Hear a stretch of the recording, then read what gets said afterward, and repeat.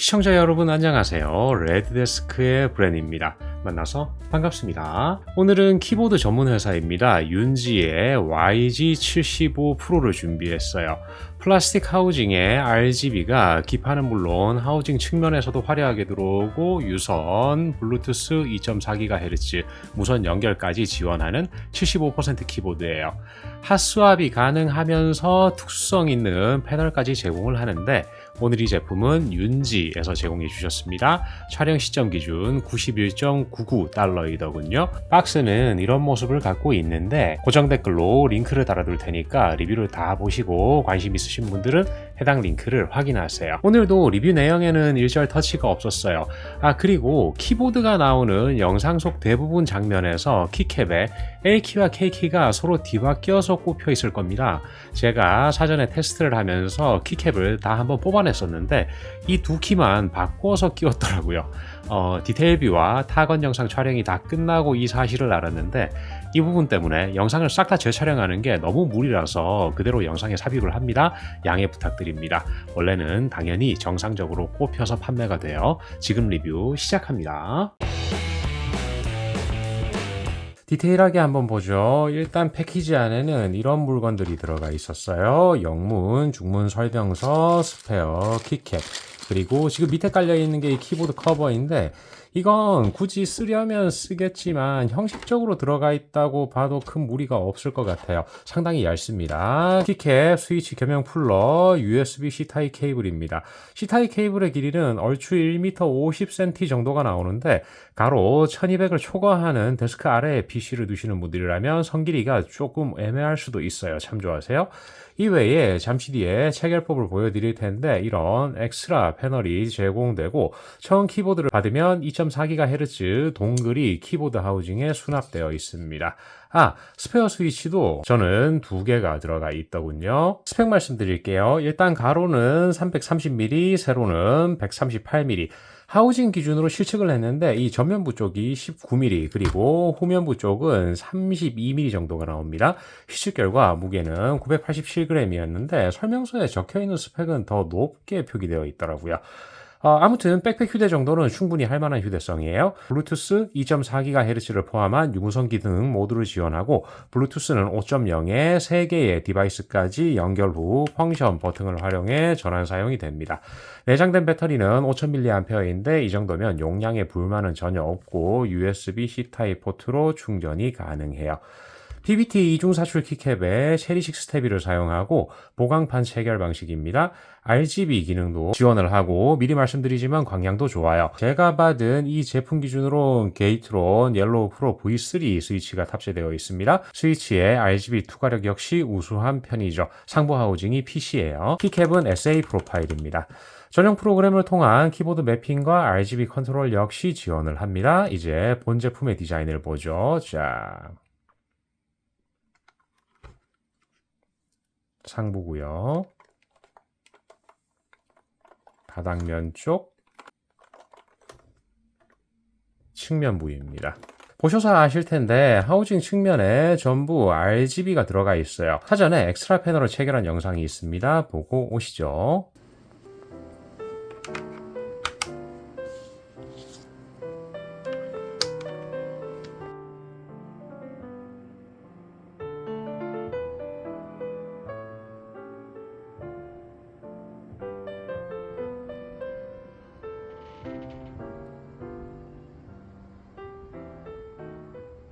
잘 보고 오셨나요?